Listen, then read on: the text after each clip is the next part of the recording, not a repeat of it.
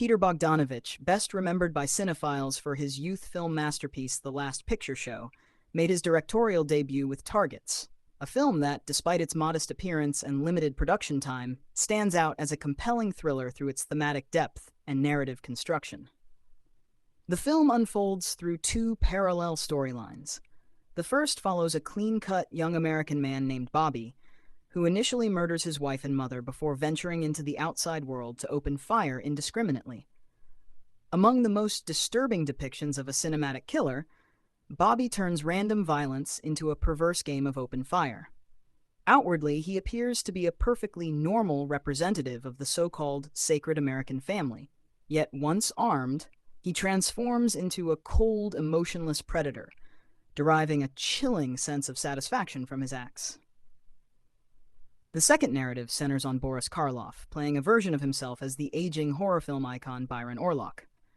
Once a legendary actor who frightened audiences from the grandeur of the silver screen, Orlock now finds himself facing obsolescence.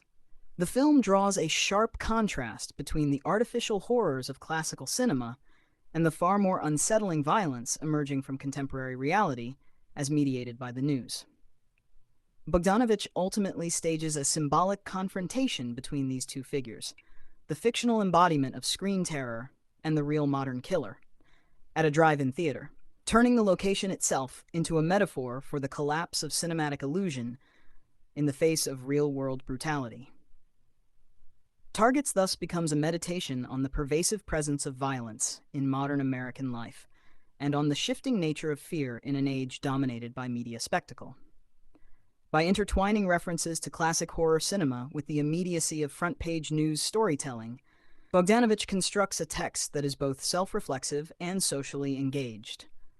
As one of the most remarkable and intellectually provocative works of the late 1960s, Targets remains a film of enduring relevance and unsettling resonance.